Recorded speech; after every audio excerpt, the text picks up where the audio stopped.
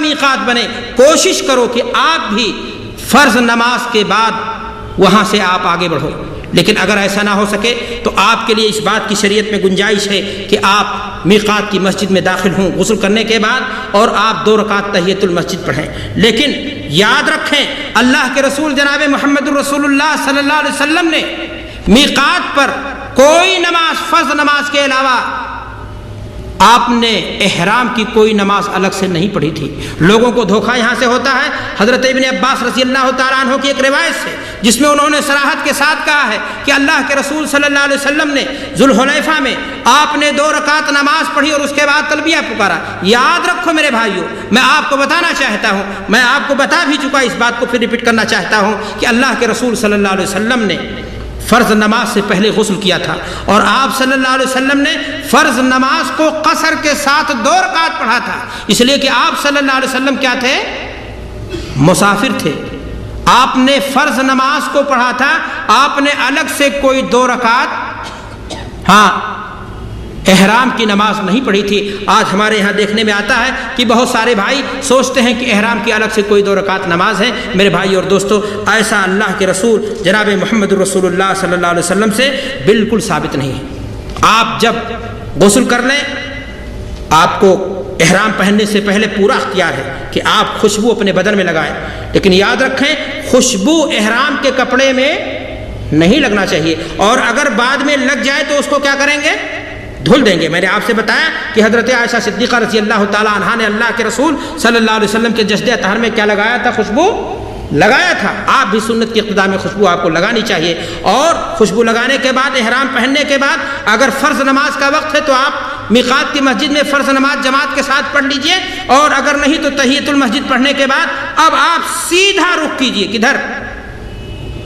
اپنی سواری کی طرف، اور جب آپ سواری میں بیٹھ جائیں، سواری حرکت کرے، تو پہلے آپ دعائے سفر پڑھیں، اور اس کے بعد آپ جس طرح کا حج کرنا چاہتے ہیں، حج یا عمرہ، اسی طرح سے آپ کیا کریں گے؟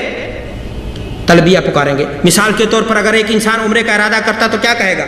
لبیک عمرہ۔ اور اگر ایک انسان حج کرنا چاہتا تو کیا کہے گا؟ لبیک حجن۔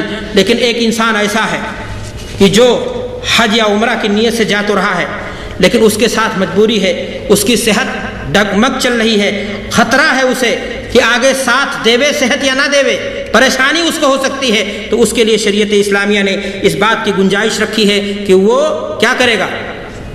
شرط لگا لے گا۔ صحیحین کی روایت ہے، زبیر کی بیٹی زباع سے مروی ہے، وہ بیان فرماتی ہیں کہ انہوں نے اللہ کے رسول جناب محمد رسول اللہ صلی اللہ علیہ وسلم سے عرض کیا کہ اے اللہ کے رسول صلی اللہ علیہ وسلم، تڑپ ہے میرے اندر، میں بھی حج کرنا چاہتی ہوں، میں جانا چاہتی ہوں۔ اللہ کے رسول نے کہا ٹھیک ہے جائیے، لیکن کہا کہ اے اللہ کے رسول، میری صحت گڑبڑ چل رہی ہے، مجھے خطرہ ہے کہ کہیں کوئی رکاوٹ ہمارے ساتھ پیش نہ آ جائے۔ تو اللہ کے رسول صلی اللہ علیہ وسلم نے انہیں فرمایا کہ تم شرط لگا لو، اور جہاں یہ کیفیت پیدا ہو جائے گی وہیں تم اپنا احرام کو کھول دینا۔ تو آپ جب کہیں لبیک عمرہ یا جب کہیں لبیک حجن، تو وہیں یہ شرط لگائیں کہ فَإِنْ حَبَسَنِي حَابِسٌ فَمَحِلِّي حَيْثُ حَبَسْتَنِي، کہ اے اللہ تو جہاں ہمارے لیے کوئی پریشانی ہماری اپنی چاہی ہوئی نہیں، اوپر سے آئی ہوئی اگر آ گئی تو میں وہیں پر کیا ہو جاؤں گا؟ حلال ہو جاؤں گا۔ میرے بھائیو اور دوستو، میں نے آپ سے کہا کہ حج کے احرام کے لیے تلبیہ یا نیت کہہ لیجئے، تلفظ بالنیہ، یہ زبان سے ضروری ہے۔ ہمارے بہت سارے بھائی ہیں جو نماز میں تلفظ بالنیہ کرتے ہیں، وہ کہتے ہیں کہ آپ حج میں کرتے ہیں تو نماز میں کیوں روکتے ہیں؟ اللہ کے رسول صلی اللہ علیہ وسلم نے زندگی میں کتنی مرتبہ حج کیا، اور تلفظ بالنیہ ثابت ہے یا نہیں؟ اللہ کے رسول صلی اللہ علیہ وسلم 24 گھنٹے میں کتنے وقت کی نماز پڑھتے تھے؟ 5 گانا فرائض 5، اس میں ثابت ہے، دین نام ثبوت کا ہے، اللہ کے رسول صلی اللہ علیہ وسلم سے یہاں ثابت ہے، اس ناطے تلفظ بالنیہ ضروری ہے، اور جہاں پر ثابت نہیں میرے بھائیوں وہاں پر نہیں کیا جائے گا۔ ایک بات میں آپ سے عرض کرنا چاہتا ہوں کہ عورتوں کے تعلق سے احرام کا معاملہ بالکل تھوڑا سا مختلف ہوگا۔ صفائی ستھرائی وہ بھی کریں گی، نہائیں گی، غسل کریں گے، اور وہ خوشبو بھی لگائیں گی، لیکن ان کے لیے احرام سفید چادریں نہیں ہوں گی، بلکہ سلا ہوا کپڑا وہ پہن سکتی ہیں، البتہ وہ اپنی ہتھیلی کو اور چہرے کو کیا کریں گے؟ کھلا رکھیں گے، اور جب کسی اجنبی مرد کا گزر ہوگا ان کے سامنے سے تو چھپا لیں گی۔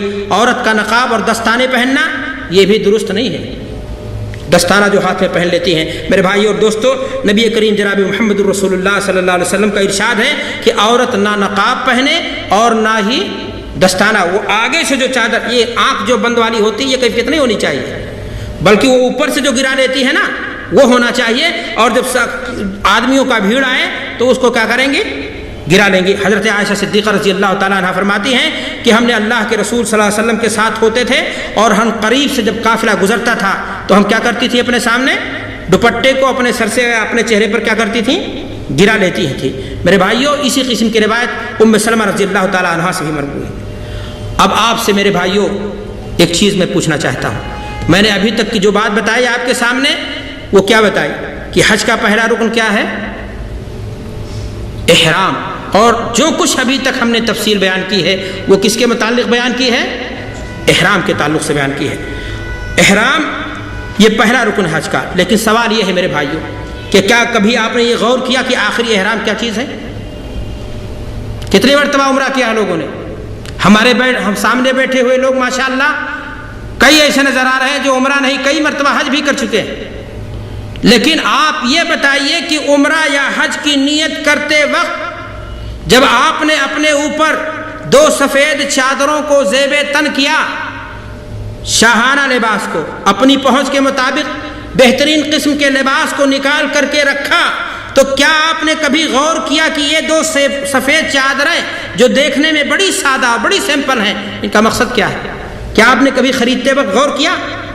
میرے بھائیو اور دوستو، میرا احساس ہے کہ ہم نے شاید اس طرح سے غور نہیں کیا، حالانکہ ہر ایک مسلمان کو، حاجی یا حج یا عمرہ کرنے والے انسان کو کم سے کم جب احرام کے لیے چادریں خرید رہا ہو تو اس کے اندر یہ احساس پیدا ہونا چاہیے، بیدار ہونا چاہیے کہ آج اللہ نے ہمیں صحت و تندرستی دی ہے، زندگی دی ہے، آج اپنے سے ہم احرام کو بدل رہے ہیں، اپنے ٹھاٹ باٹ کے لباس کو اتار رہے ہیں، لیکن ایک دن ایسا آنے والا ہے کہ جس دن ہمیں طاقت بھی نہیں ہوگی کہ ہم اپنے لباس کو اتار سکیں، لوگ ہمیں انہی سفید چادروں میں اڑھا کر کے پہنا کر کے مٹی اور قبر کے حوالے کر دیں گے۔ کیا یہ احرام ہمیں آخرت کی یاد نہیں دلاتا؟ ہمیں اس دنیا کی زندگی کے فنا ہونے کا یقین نہیں دلاتا؟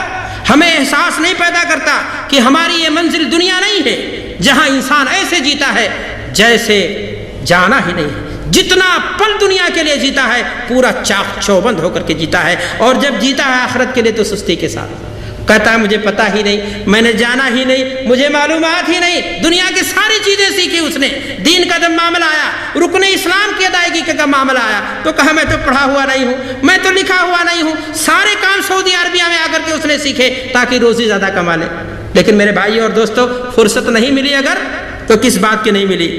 ہاں، کس بات کی نہیں ملی؟ کہ وہ دین سیکھ لے۔ میرے بھائی اور دوستو، میں نے آپ کو کہا کہ اگر یہ حج، یہ احرام ہمیں آخرت کی یاد نہ دلائے تو پھر کوئی فائدہ نہیں۔ قرآن مجید میں اللہ فرماتا ہے وَلْتَنْظُرْ نَفْسٌ مَا قَدَّمَتْ لِغَدٍ، ہر انسان کو چاہیے کہ 24 گھنٹہ کام کرنے کے بعد، ہونے کے بعد جب وہ بستر پر جائے تو دیکھے کہ 24 گھنٹہ میں اس نے کتنا آخرت کے لیے گزارا ہے اور کتنا دنیا کے لیے گزارا ہے۔ روز محاسبہ کر لیجئے بستر پر جانے کے وقت، پتہ چل جائے گا کہ آخرت آپ کی سیف ہے یا گھاٹا اٹھانا آپ کے لیے کیا ہے؟